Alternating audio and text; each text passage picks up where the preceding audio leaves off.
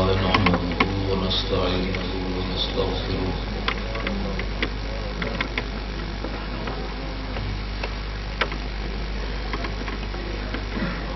ونعوذ بالله من شرور أنفسنا ومن سيئات أعمالنا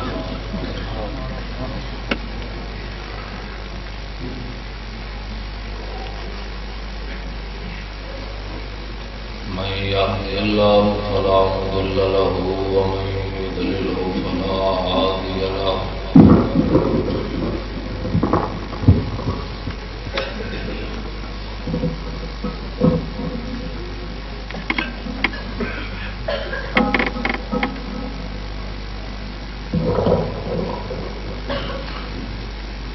نشهد أن لا إله إلا الله وحده لا شريك له ونشهد أن سيدنا ونبينا وحبيبنا ومولانا محمدا عبده ورسوله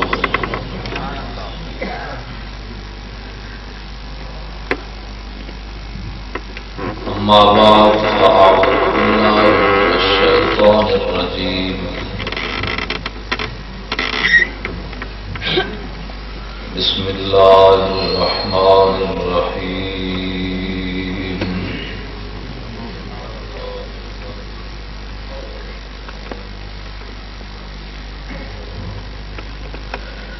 إن الذين يؤذون الله ورسوله لعنهم الله في الدنيا والآخرة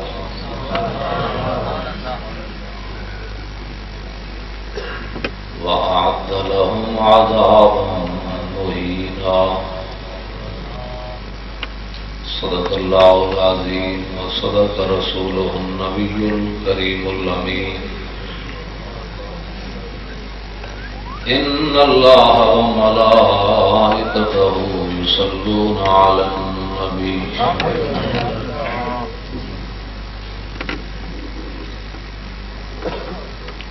يا أيها الذين آمنوا صلوا عليه وسلموا تسليما السلام عليك يا سيدي يا رسول الله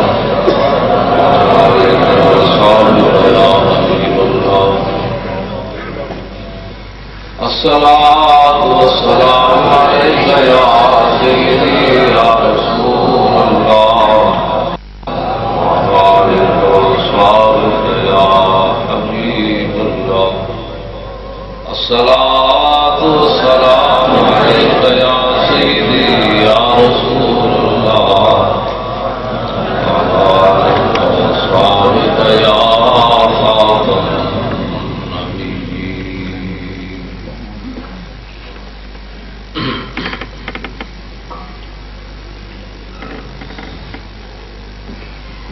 بھی تو قلم بھی تو تیرا وجود الکتاب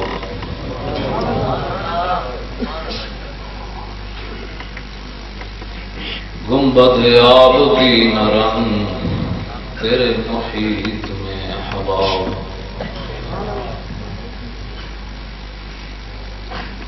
عالم آب و خاک میں تیرے ظہور سے فروغ ذرہ ریت کو دیا تو نے طلوع آفتاب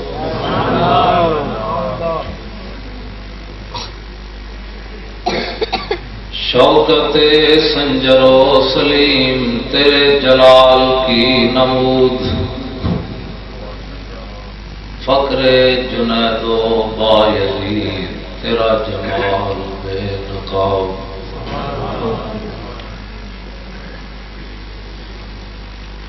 شوق تیرا اگر نہ ہو میری نماز کا امام میرا قیام بھی حجاب میرا سجود بھی حجاب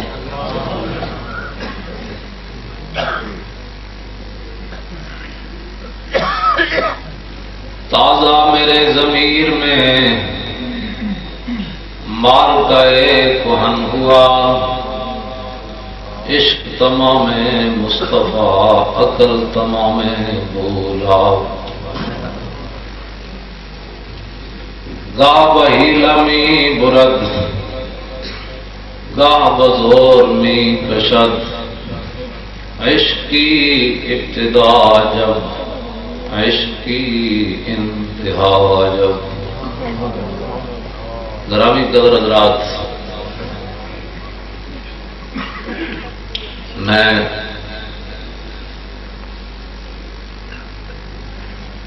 تمام منتظمین، علماء، عوام سے معذرت چاہتا ہوں کہ میں تاخیر سے پہنچا آپ کے یہاں۔ آپ حضرات جو ہے وہ کافی دیر ہو گئی یہاں تشریف فرما ہے۔ اللہ تعالیٰ آپ کا یہ بیٹھنا قبول فرمائے۔ آمین۔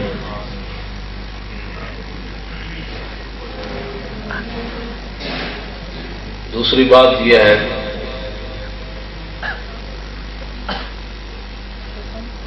کہ میں خطیب نہیں ہوں، اعظم ہونا تو بڑی دور کی بات ہے۔ میں خطیب بھی نہیں ہوں، میں ایک ضرب یضرب پڑھانے والا آدمی ہوں۔ ہمارے یہ نوجوان علماء، انہوں کو کسی نے بتایا کہ استاد صاحب تقریر کرتے ہیں۔ میں تقریر نہیں کرتا، میں صرف چند باتیں جس طرح میں گفتگو آپ سے کر رہا ہوں اسی انداز میں چند باتیں آپ سے کروں گا۔ اگر آپ نے کوئی خطیب سننا ہے تو اس کے لیے ایک نیا جلسہ رکھیں، کسی بڑے خطیب کو بلائیں تاکہ وہ آپ کو اچھی طرح تقریر سنائے۔ مجھ سے آپ کھڑے ہو کر صرف سن سکتے ہیں، میں آپ کو سنا سکتا ہوں کہ جناب یہ نستعین اصل میں نستعین تھا، پھر کس قانون کے مطابق یہ نستعین بنے؟ ولد ضالین اصل میں ضالین تھا، اور وہ کون سا قانون لگایا کہ ضالین بن گیا؟ اور متقین اصل میں متقین تھا، پھر کس قانون کے تحت یہ متقین بنے؟ ہم یوقنون اصل میں یشکنون تھا، تو یا واؤ سے کیسے بدل گئی؟ یہ چیزیں مجھے آتی ہیں، تو میں پڑھاتے یہی رہا ہوں۔ رہ گیا تقریر، وہ تو خطیبوں کا کام ہے۔ اب جناب مسئلہ یہ ہے کہ حضرت خالد بن ولید رضی اللہ تعالیٰ عنہ رومیوں کے ساتھ جنگ کرنے کے لیے جا رہے ہیں۔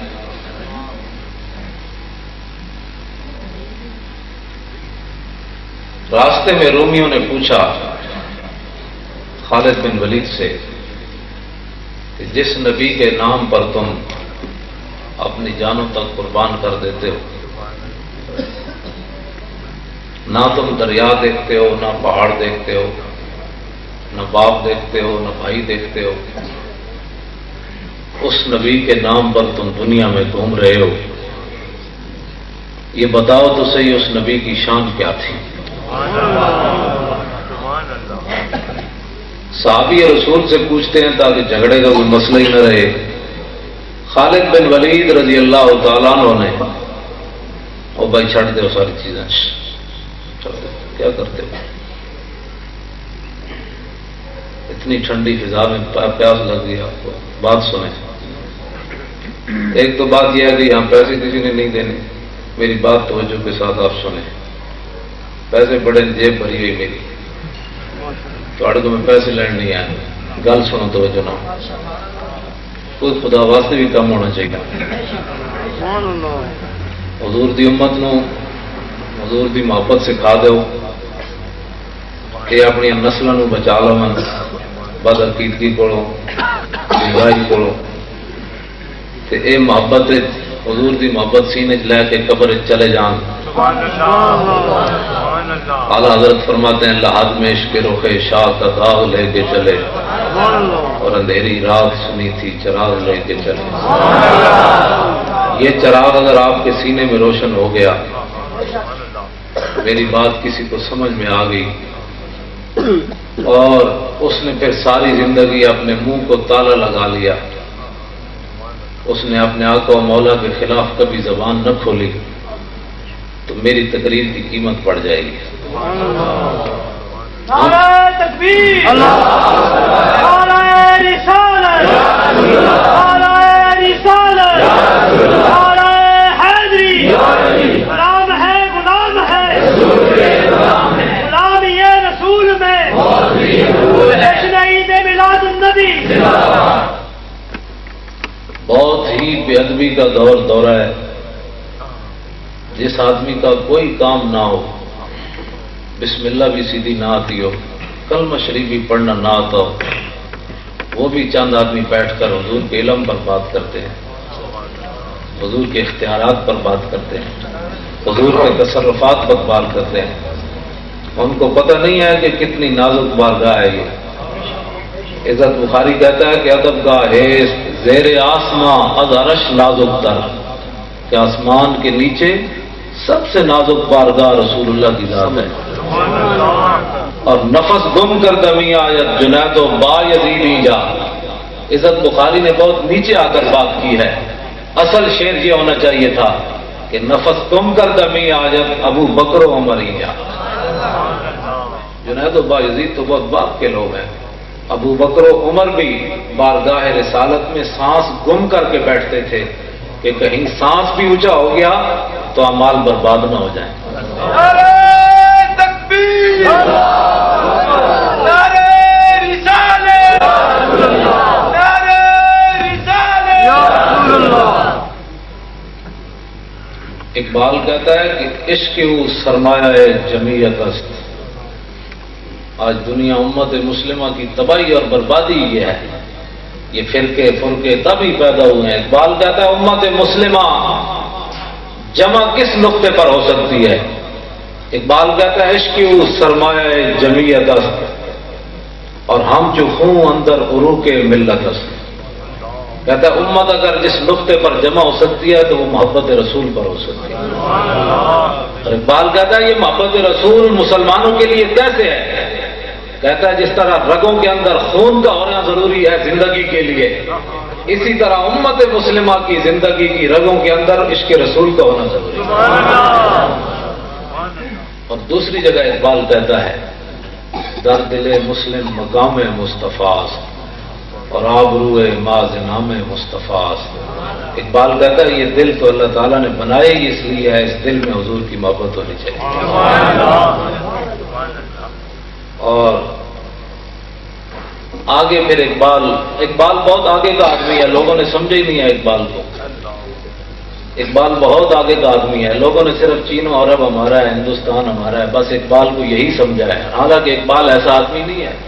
اقبال تو بہت آگے کی بات کرتا ہے. اقبال کہتا ہے چوں بنام مصطفیٰ خانم درود از خجالت آب میں گردت وجود. کہتا ہے جب میں رسول اللہ پر درود پڑھتا ہوں صلی اللہ علیہ وسلم تو میں شرمندگی سے پانی ہو جاتا ہوں. کیوں؟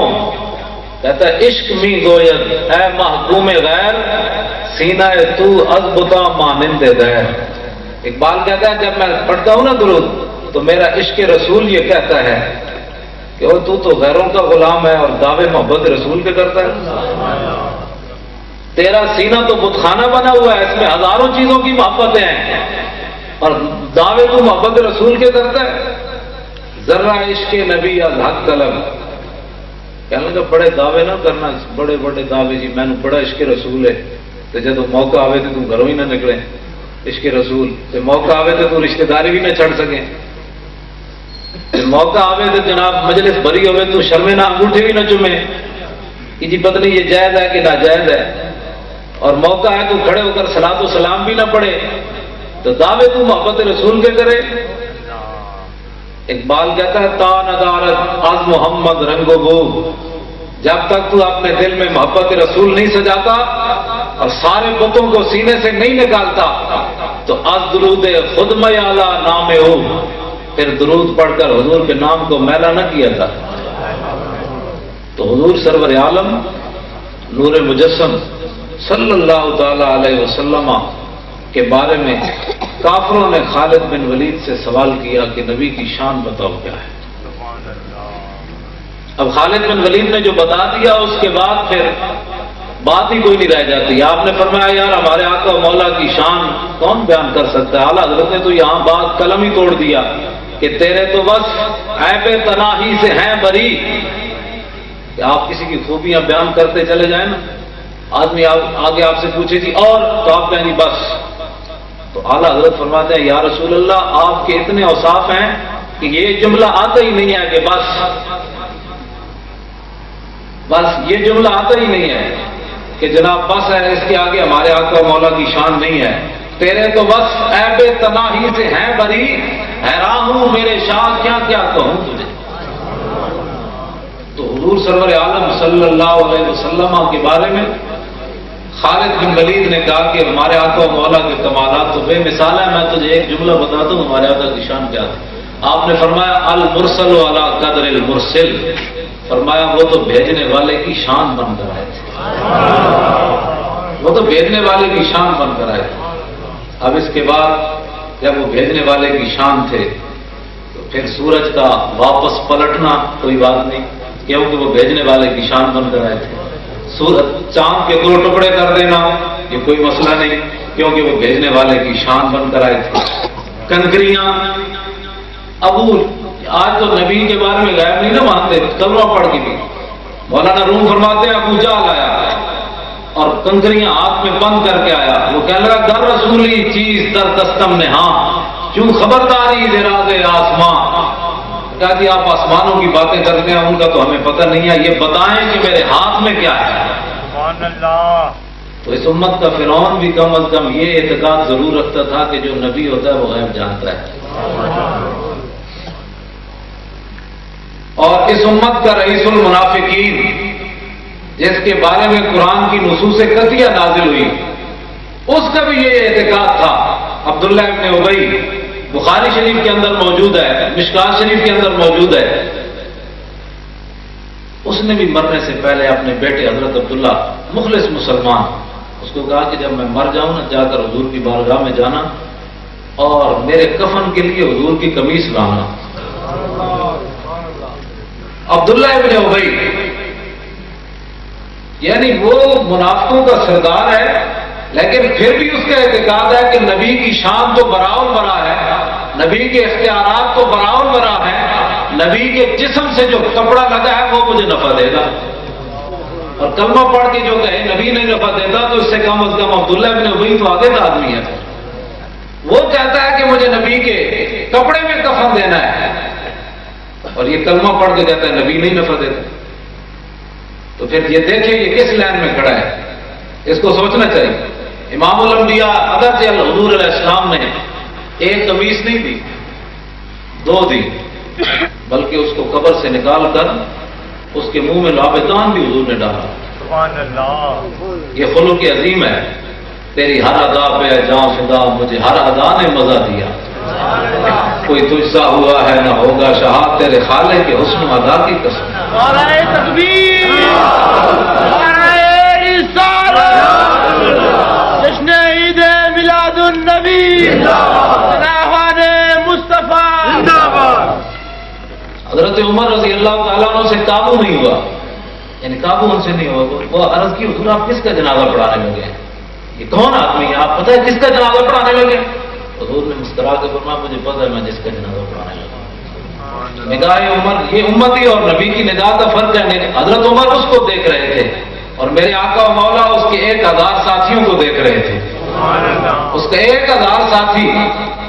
انہوں نے سوچا یار یہ ہمارا جو سرخانہ ہے گرو، یہ مرنے کے بعد اگر نبی کے کرتے کا محتاج ہے تو ہمیں اس نے غلط راستے پر لگائے رکھا، اگر مرنے کے بعد ہی اس نبی کا ہم نے محتاج ہونا ہے تو زندگی میں کیوں نہ غلام بن جائے۔ تو 1000 منافقوں نے دل سے حضور کو مان لیا۔ شفیع و حاکم و مختار مان ان کو دنیا میں، شفیع و حاکم و مختار مان ان کو دنیا میں، قیامت میں یہ سب کچھ دیکھ کر مانا تو کیا مانا؟ خدا کے نور کو خود سا بشر مانا تو کیا مانا؟ پھر انہیں خاک مانا، خاک مانا تو پھر کیا مانا؟ وہ جانے خبر ہے، لوگ کہتے ہیں نبی کو فلاں چیز کا علم نہیں ہے، فلاں چیز کا علم نہیں ہے، فلاں چیز کا علم نہیں ہے۔ ایک بات کہتا ہے صدیق اکبر سے ایک سوال ہوا بڑا مشکل، اور ہونا بھی صدیق اکبر سے یہ سوال چاہیے تھا اور کسی سے ہونا بھی نہیں چاہیے تھا۔ کتنا مشکل سوال ہوا۔ ایک بات کہتا ہے صدیق اکبر سے سوال یہ ہوا، مانا اتم کنیتا کی قدر بنگری کا عقیدہ ہے صدیق اکبر۔ صدیق اکبر سے یہ سوال ہوا کہ جناب آپ کو حضور سے زیادہ محبت ہے یا اللہ سے زیادہ محبت ہے؟ سبحان اللہ، کتنا مشکل سوال ہے۔ اور صدیق اکبر، میں عوامی ترجمہ نہیں کروں گا، ترجمہ شعر کا اور بنتا ہے، میں جو ہے نا وہ ایک عام سا ترجمہ کروں گا۔ اقبال کا جو صحیح شعر ہے وہ آپ کا ذہن متحمل نہیں ہے اس کا، میں صرف سادہ سا ترجمہ کروں گا جو آپ کے ذہن کے مطابق ہے۔ اقبال کہتا ہے قوت قلب و جگر گردد نبی، صدیق اکبر نے یہ جواب دیا، اور حد خدا محبوب تر گردد نبی۔ اقبال کہتا ہے صدیق اکبر نے، آپ کے ذہن کے مطابق اس کا معنی یہ ہے کہ صدیق اکبر نے کہا کہ میں حضور کے واسطے سے رب تک پہنچا۔ لوگ پتہ نہیں کس توحید کی باتیں کرتے ہیں۔ اقبال کہتا ہے ہو نہ یہ نام تو کلیوں کا تبسم بھی نہ ہو، اور چمن دار میں بلبل کا ترنم بھی نہ ہو، یہ نہ ساقی ہو تو پھر میں بھی نہ ہو، خم بھی نہ ہو، اور بزم توحید بھی دنیا میں نہ ہو، تم بھی نہ ہو۔ اقبال کہتا ہے یہ رسول اللہ اگر نہ ہو صلی اللہ علیہ وسلم تو توحید کا بھی کوئی نہیں، یہ حضور کے واسطے سے ہی ہے سارا کچھ۔ اور اقبال کہتا ہے یہ کوئی آسمان کھڑا ہے، ہمارے کرتوت تو یہ ہے کہ ایک سیکنڈ میں نیچے آ جائے۔ اقبال کہتا ہے یہ کسی کے جناب تبلیغوں سے اور کسی کے سجدے رگڑنے سے، سر رگڑنے سے یہ نہیں کھڑا، خیمہ اخلاق کا استادہ اسی نام سے ہے، اور نبض ہستی تپشا مادہ اسی نام سے ہے۔ یہ جو دنیا میں چہل پہل ہے، رونق ہے، یہ رسول اللہ کے نام سے ہی ہے سارا کچھ۔ اور پھر اقبال قربان جائیں تجھ پر، لوگ کہتے ہیں یہ حاضر و ناظر یہ مولویوں کے جھگڑے ہیں۔ اقبال تو بتا کہ یہ مولویوں کے جھگڑے ہیں، تو جناب ادھر میں خانہ یورپ، میں اب میں خانہ یورپ چشیدم بجانے من کے درد سر خریدم۔ اقبال کہتا ہے میں بھی اتوں میپ پین گئے سی یورپ کی، علم سکھن گئے سی، لیکن بجانے من کے درد سر خریدم۔ اقبال کہتا خدا کی قسم ہے میں تو سر درد خرید کے آیا ہوں۔ نشستم بالکو یا میں فرنگی ارا ہزار روزے کے بے سود تب ندیدم۔ لوگ جدید بدلی کیا کرتے ہیں۔ اقبال کہتا ہے ادھر آؤ میں سب لڑا کے آیا ہوں، تھی نہ جانا اسے سب لڑا، کہتے نہیں اسی بھی جانا ہے سب لڑا، یورپ پڑھن واسطے۔ اقبال کہتا ہے میں نہ کوئی کی ملیا، جتنی دیر میں فرنگیاں نال بیٹھا میری زندگی کا بدترین وقت گزریا۔ اگے کی گل کرتا، کہتا ہے مرا در سے حکیمہ درد سردار، مجھے جو فرنگی دانشور تھے انہوں نے سر درد دیا، کیوں کہ من پر مردہ از نگاہ فیضم، اس واسطے کہ میں تو رسول اللہ کی نگاہ کا کھلا ہوا تھا۔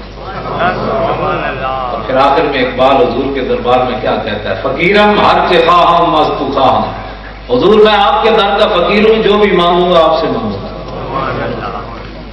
اور پھر آخر میں اقبال نے، آج تو میں اس بات کا قائل ہوں کہ جب حضور کے دربار میں کوئی محفل میں آ جائے تو سارے ٹھیک ہے، کسی کا شکریہ ادا نہیں کرنا چاہیے، بس ٹھیک ہے مولوی صاحب لاہور آئے تو کہڑا کوئی احسان کر کے آئے، حضور نے صدقے ہو جائے پوت ملیا، علم ملیا، میں کوئی احسان کیتا ہے، یہ تو حضور تک کرم میں انہیں بلا لیا کوٹھا چل سنا تو اچھا ساڑھے تو کوئی احسان وہاں ملتا ہے کیا؟ نبی علیہ السلام آرام فرمائے اس طرح حضرت زبیر بن عوام پکا اس طرح جول رہے ہیں۔ کافی دیر کے بعد حضور علیہ السلام نے جب آنکھیں کھولی تو فرمایا کتنی دیر ہوگی تجھے مجھے پکا جو ہے جول رہے؟ عرض کی حضور کافی دیر ہوگی۔ تو حضور نے کیا فرمایا؟ فرمایا ھذا جبریل یقرئک السلام، فرمایا یہ جبریل کھڑا ہے تجھے سلام پیش کر رہا ہے۔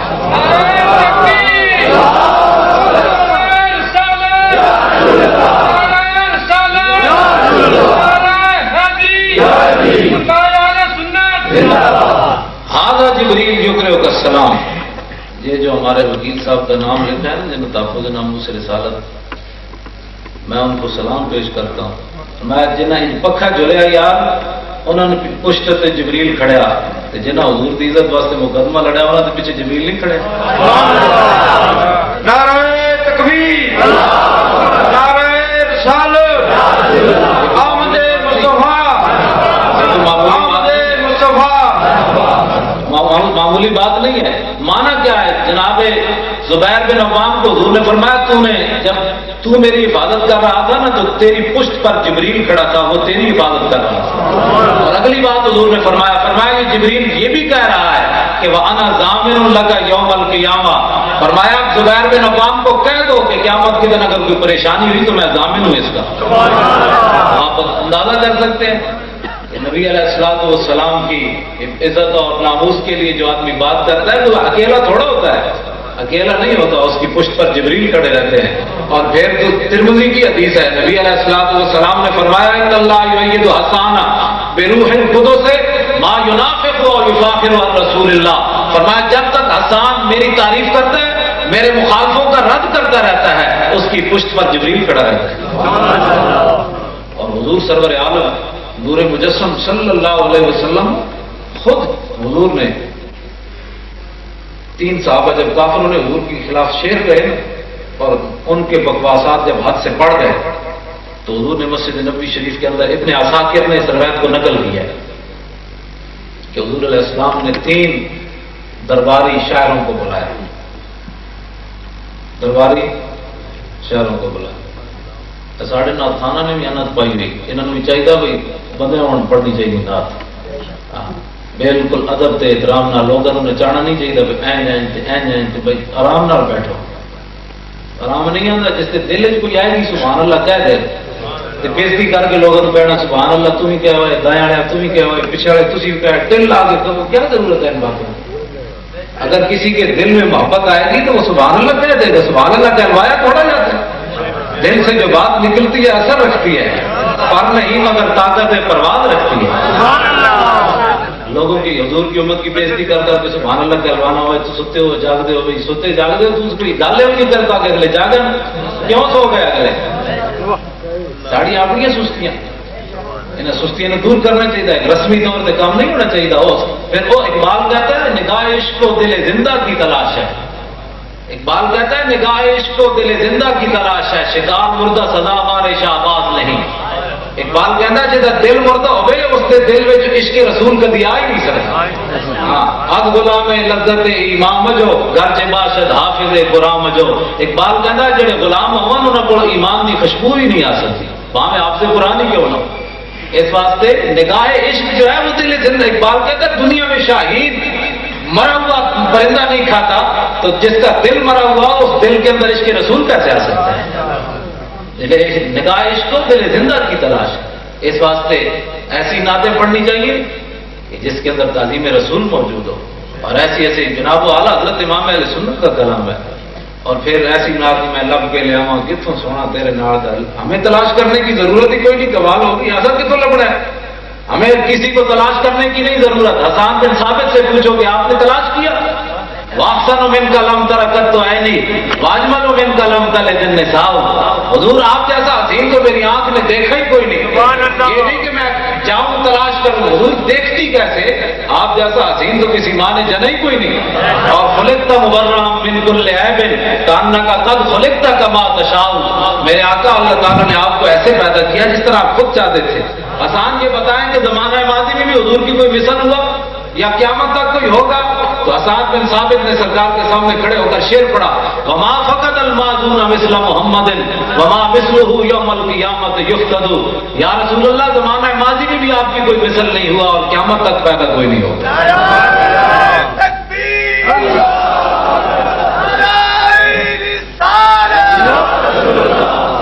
جشن عید میلاد النبی آمد مصطفیٰ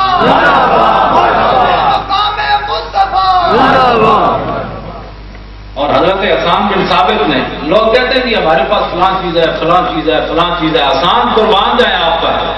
اس لیے حافظ مظہر الدین صاحب فرماتے ہیں اے مظہر ہم بھی سنیں گے کوئی نعت رنگین. اے مظہر ہم بھی سنیں گے کوئی نعت رنگین. گھر ملاقات ہو گئی شاعر دربار کے ساتھ.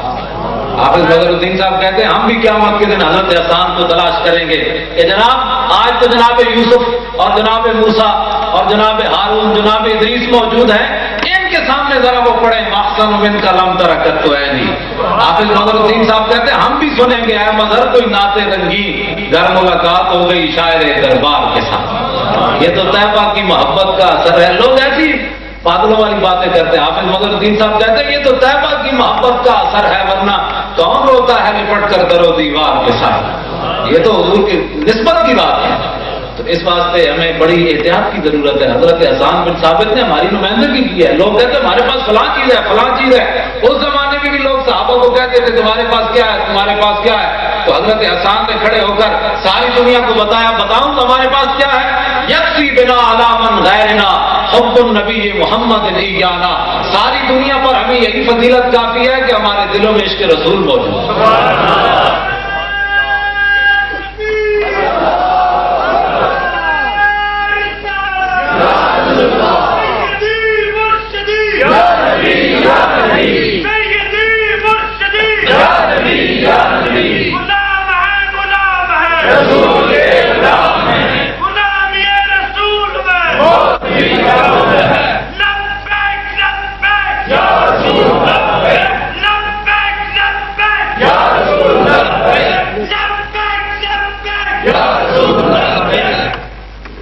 یہی وہ جذبات ہے۔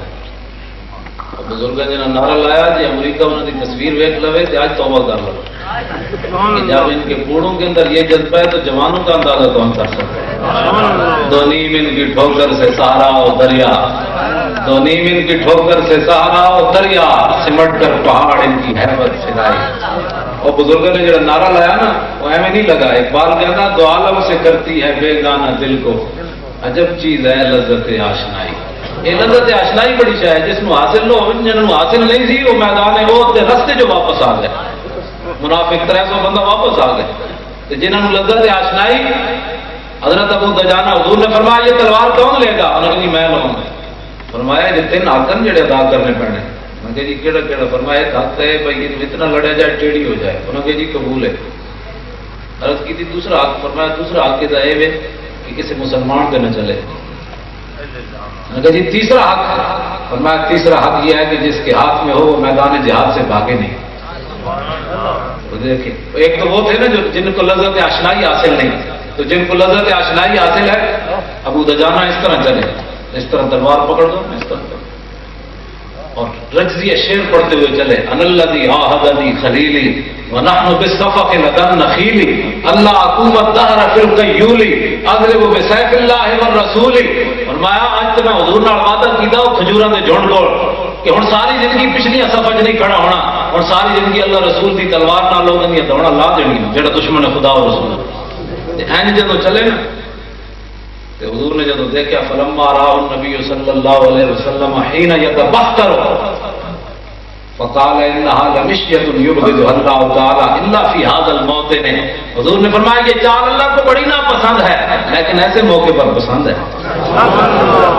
دشمن خدا اور رسول کے سامنے اکڑ کر چلنا، حضور نے فرمایا یہ چال بڑی ناپسند ہے لیکن ایسے موقع پر پسند ہے۔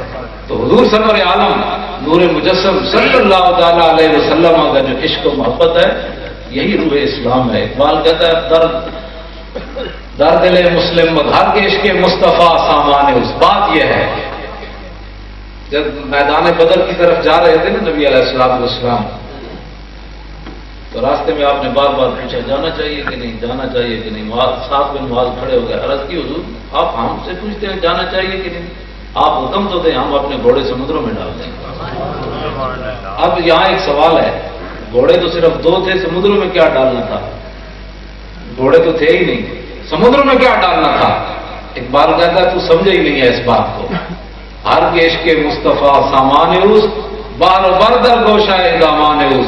اقبال کہتا ہے جن کے پاس محبت رسول ہوتی ہے کائنات کی ہر نعمت ان کی جیب میں موجود ہوتی ہے۔